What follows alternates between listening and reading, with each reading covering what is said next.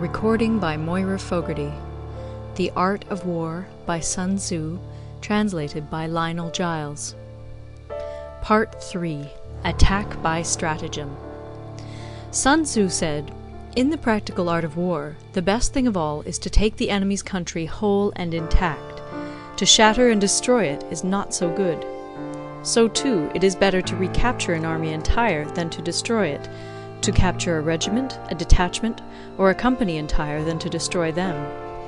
Hence, to fight and conquer in all your battles is not supreme excellence. Supreme excellence consists in breaking the enemy's resistance without fighting.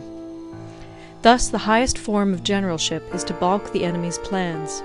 The next best is to prevent the junction of the enemy's forces. The next in order is to attack the enemy's army in the field. And the worst policy of all is to besiege walled cities. The rule is not to besiege walled cities if it can possibly be avoided. The preparation of mantlets, movable shelters, and various implements of war will take up 3 whole months, and the piling up of mounds against the walls will take 3 months more.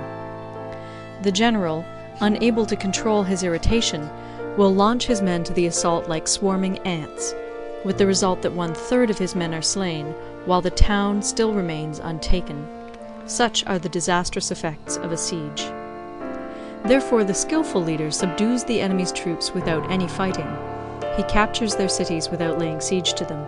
He overthrows their kingdom without lengthy operations in the field. With his forces intact, he will dispute the mastery of the empire, and thus, without losing a man, his triumph will be complete. This is the method of attacking by stratagem. It is the rule in war, if our forces are 10 to the enemy's 1, to surround him; if 5 to 1, to attack him; if twice as numerous, to divide our army into 2.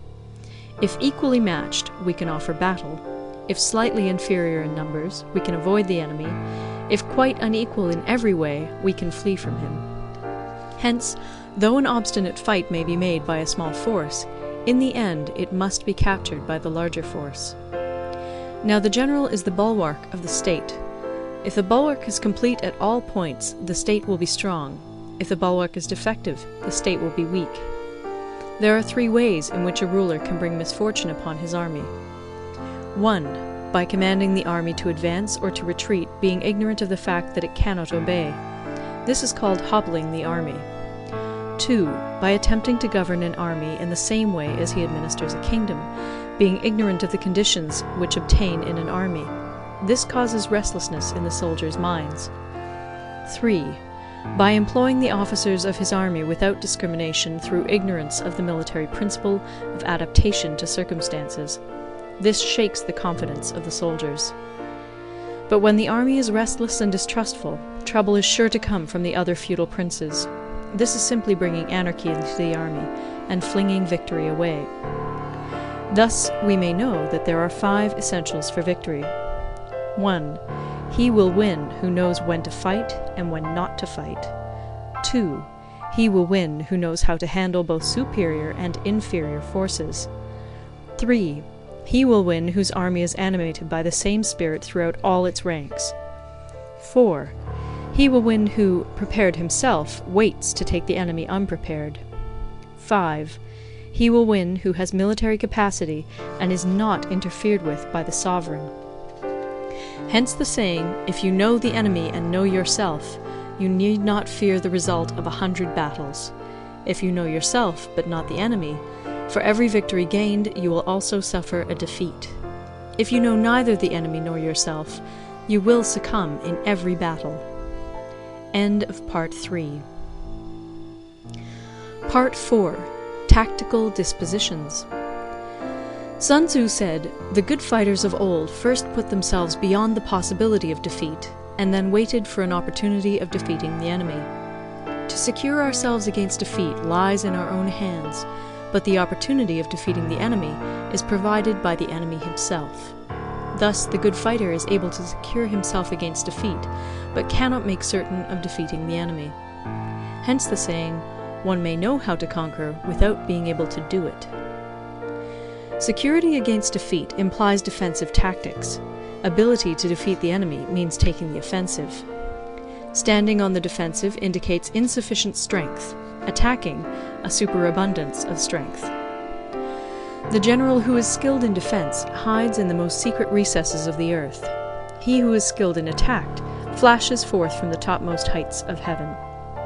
Thus, on the one hand, we have ability to protect ourselves, on the other, a victory that is complete. To see victory only when it is within the ken of the common herd is not the acme of excellence. Neither is it the acme of excellence if you fight and conquer, and the whole empire says, "Well done!" To lift an autumn hair is no sign of great strength. To see the sun and moon is no sign of sharp sight. To hear the noise of thunder is no sign of a quick ear. What the ancients called a clever fighter is one who not only wins, but excels in winning with ease. Hence his victories bring him neither reputation for wisdom nor credit for courage. He wins his battles by making no mistakes. Making no mistakes is what establishes the certainty of victory, for it means conquering an enemy that is already defeated. Hence the skillful fighter puts himself into a position which makes defeat impossible, and does not miss the moment for defeating the enemy. Thus it is that in war the victorious strategist only seeks battle after the victory has been won, whereas he who is destined to defeat first fights and afterwards looks for victory. The consummate leader cultivates the moral law and strictly adheres to method and discipline. Thus it is in his power to control success. In respect of military method we have, firstly, measurement, secondly, estimation of quantity, thirdly, calculation, fourthly, balancing of chances, fifthly, victory. Measurement owes its existence to earth, estimation of quantity to measurement, calculation to estimation of quantity, balancing of chances to calculation, and victory to balancing of chances. A victorious army opposed to a routed one is as a pound's weight placed in the scale against a single grain. The onrush of a conquering force is like the bursting of pent-up waters into a chasm 1,000 fathoms deep. End of Part 4. Recorded in Toronto, Ontario by Moira Fogarty, October 2006.